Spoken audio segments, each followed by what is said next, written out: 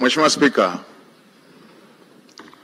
awali ya yote nianze kwa kumshukuru Mungu kwa ruzuku ya uhai na kutukutanisha katika bunge la 13. Namshukuru Mungu vile vile kwa hatua hii ambayo tumetoka kuishuhudia. La pili, nimpongeze sana Mheshimiwa Rais Dr. Samia Suluhu Hassan kwa kuchaguliwa kwa kishindo na Watanzania. Ushindi huo ni uthibitisho wa imani kubwa Watanzania walionayo kwake pamoja na serikali yake. Mheshimiwa Spika, katika miaka mitano Daktari Samia Suluhu Hassan amejitambulisha kuwa ni rais anayetaka matokeo ya haraka yanayotatua matatizo ya Watanzania. Amefanya hivyo wakati alipoapishwa kulikuwa na tatizo kubwa la umeme. Aliweka jitihada kubwa za kukamilisha mradi mkubwa wa bwawa la Mwalimu Nyerere na kuachilia umeme ule ambao umemaliza kabisa tatizo la kukatika kwa umeme na kuipa nchi ziada ya umeme.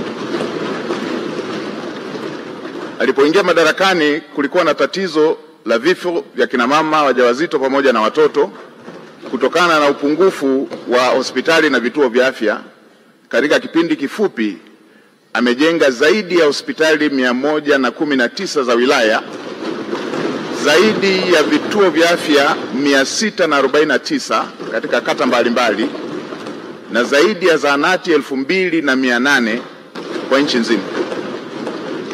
Katika kipindi kifupi kulikuwa na shida ya shule pamoja na madarasa, na tulikuwa tukiona baadhi ya wanafunzi wakisomea chini ya miti.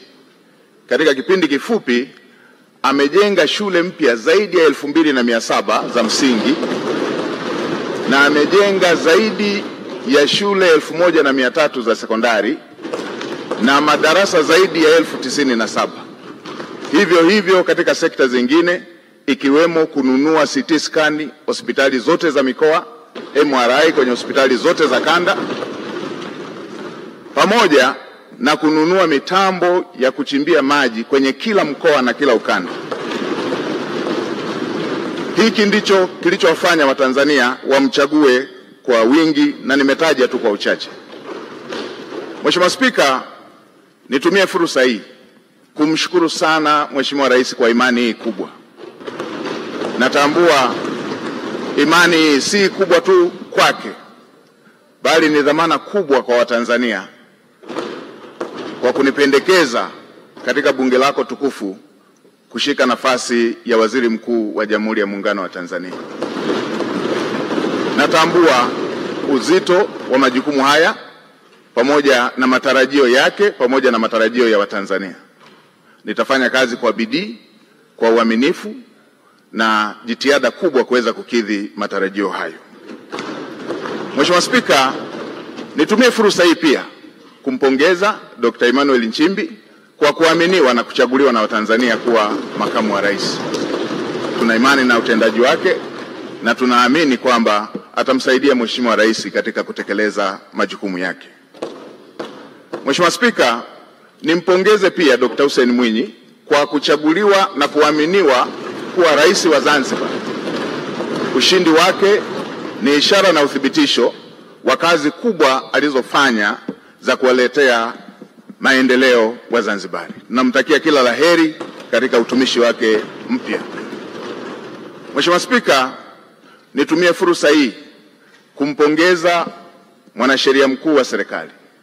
Mwanasheria mkuu wa serikali ndugu yangu Hamza Johari amekuwa kiungo muhimu na amekuwa akisaidia sana majukumu yanayohusu sheria kama custodian wa masuala ya sheria wa serikali.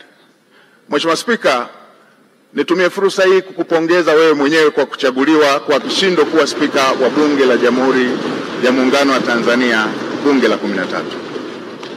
Natambua nia yako thabiti ya kulifanya bunge la 13 kuwa bunge la Watanzania.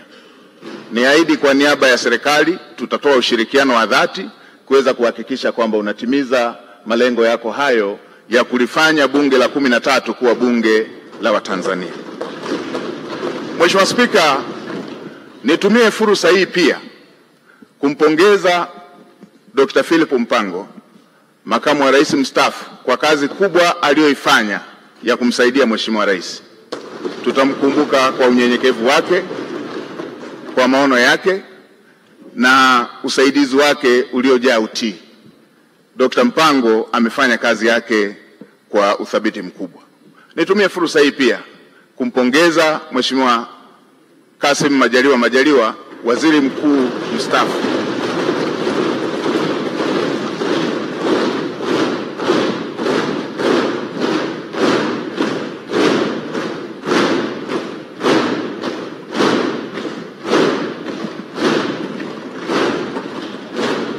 Nimpongeze Mheshimiwa Kassim Majaliwa, waziri mkuu mstaafu, kwa kazi kubwa aliyoifanya bila kuchoka ya ufuatiliaji wa miradi, ya ufuatiliaji wa shughuli za serikali, kwa unyenyekevu wake, kwa uadilifu wake na kazi kubwa ambayo amefanya kwa taifa letu. Naamini kila Mtanzania anatambua jitihada alizofanya katika kumsaidia Mheshimiwa Rais. Mheshimiwa Spika, baada ya maneno hayo ya utangulizi, niruhusu niseme nawashukuru sana waheshimiwa wabunge kwa imani hii kubwa mliofanya ya kuthibitisha jina langu. Asanteni sana. Mmenipa faraja na mmenipa deni kwa imani hiyo kubwa mlionipatia. Niwaahidi tutashirikiana nanyi, serikali itashirikiana nanyi, itapokea maoni yenu, itapokea hoja zenu, tutawasikiliza. Na Mheshimiwa Spika, niseme tutawasikiliza bila ubaguzi, hata walio wachache watakuwa na fursa sawa, kwa sababu bunge lako ni bunge moja. Mheshimiwa Spika, baada ya maneno hayo ya utangulizi, niseme tu tuko na kazi kubwa mbele yetu. Natambua ukubwa wa kazi iliyo mbele yetu. Kazi kubwa kwa nafasi niliyopewa, lakini kazi kubwa ya serikali, lakini kazi kubwa kwa Watanzania wote. Mheshimiwa Spika, nchi yetu chini ya uongozi wa Dr. Samia Suluhu Hassan hivi majuzi ilitunga dira mpya ya 2025-2050, na awamu ya pili ya serikali ya awamu ya 6 ndio itakuwa awamu ya kwanza ya kutekeleza dira mpya. Na Mheshimiwa Spika, unatambua kwenye mbio za vijiti za kupokezana, mwanzishaji wa mbio hizo kipande cha kwanza asipokimbia kwa mbio ndefu kwa spidi kubwa, hata wale watakaokuwa wanampokea watakuwa tayari wamechelewa. Sasa serikali ya awamu ya 6 kwa awamu ya pili ndio inaanzisha utekelezaji wa dira ya 2025-2050. Mheshimiwa Spika, dira hiyo imebeba matarajio na matumaini makubwa ya Watanzania.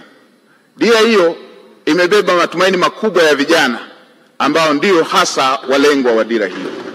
Mheshimiwa Spika, tuna kazi kubwa ya kuanza vizuri kwenye utekelezaji wa dira hiyo, huku tukimalizia viporo vilivyokuwa havijakamilika kwenye dira ya 2025.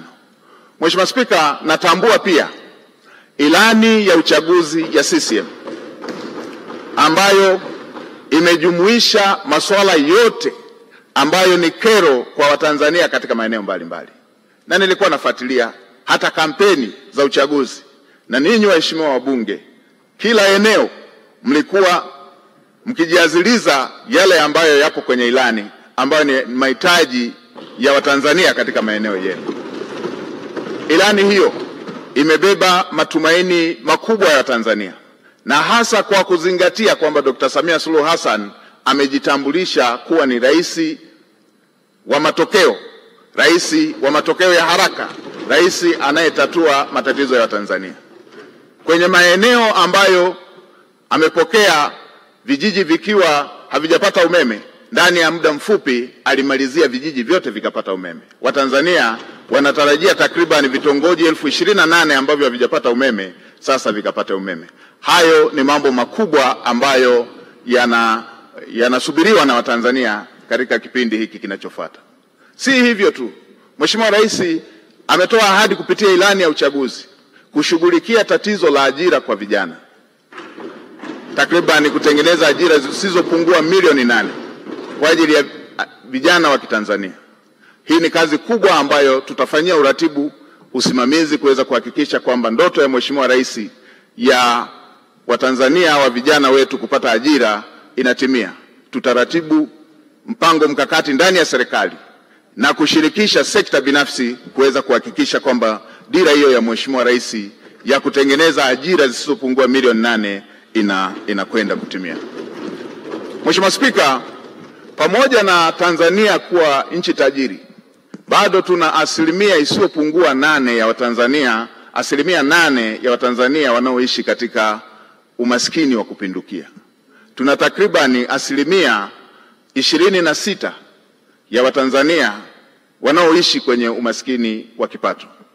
Niwakumbushe Watanzania, mimi umaskini wa Watanzania sijausoma kwenye kitabu, nimeuishi.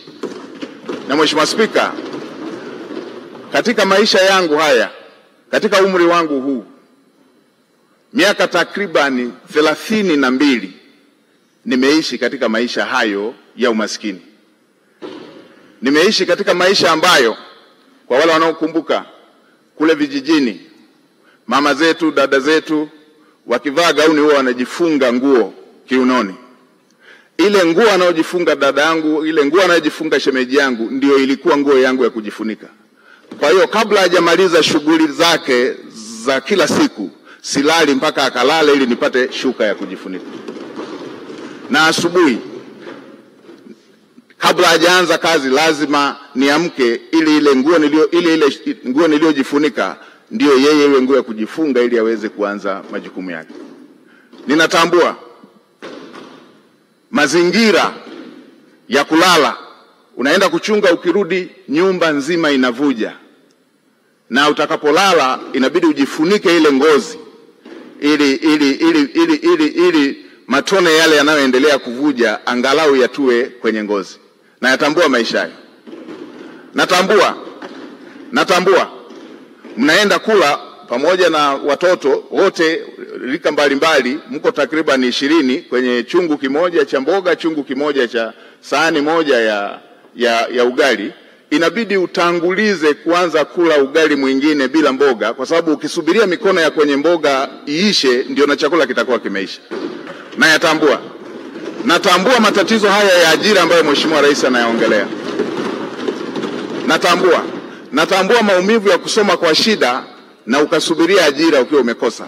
Natambua dira hiyo ambayo Mheshimiwa Rais anataka awapatie vijana takriban milioni 8 ajira. Natambua maumivu yake. Nilipomaliza chuo nimefanya kazi ya kubeba zege kwenye kiwanda cha matofali ili upate kipato cha siku, na mke wangu akiwa anapika mamalishe, na wakati mwingine wakati anawagawia wabeba zege wenzangu wengine walikuwa wanatoa maneno makali. Natambua adha hiyo. Niwahakikishie Watanzania hasa wa mazingira ya chini watasikilizwa kwenye kila ofisi ya umma.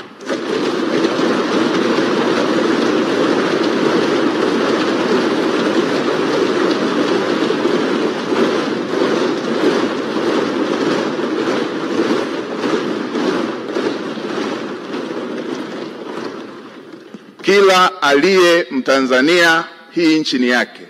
Watanzania wote watasikilizwa kwa nidhamu katika ofisi za umma. Watasikilizwa kwa nidhamu katika ofisi za umma.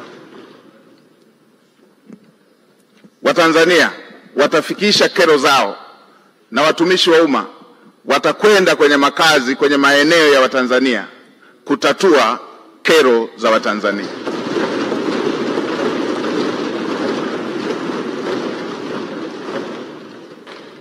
Ukiondoa miaka 32 hiyo niliyoielezea, miaka takriban 18, maisha yangu yamezungukwa na wahitaji kuliko walioridhika. Nikiwa na watoto takriban 100 nao kaa nao, na bweni la wanawake na wanaume, wasichana na wavulana hapa. Natambua mahitaji na uhitaji wa Watanzania. Naitambua. Kwa kutambua hilo, naamini yale yaliyo dira ya Mheshimiwa Rais katika kutatua kero za Watanzania. Niwahakikishie Watanzania nitasimamia kwa uadilifu, nitasimamia kwa jitihada, nitasimamia kwa kuhakikisha kwamba hayo yanatimia.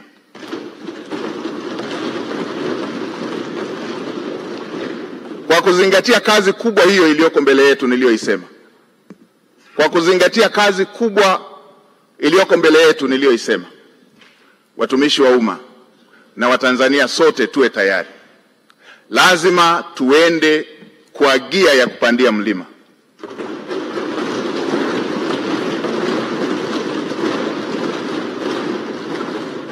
Lazima tuende kwa gia ya kupita kwenye bahari yenye mawimbi. Lazima tuende kwa gia ya kupita kwenye anga lenye mawingu. Lazima chombo kifike salama na watu wake wakiwa salama. Kwa watumishi wa umma wavivu, wazembe, wala rushwa,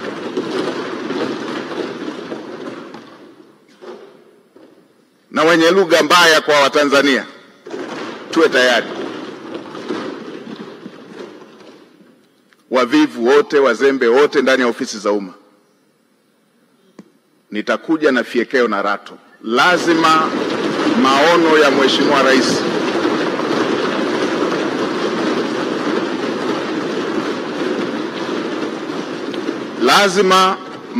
Mheshimiwa Rais ahadi ambazo Mheshimiwa Rais amewaahidi Watanzania lazima zitekelezwe. Mheshimiwa Spika, katika kumalizia, nitoe rai kwa Watanzania wote.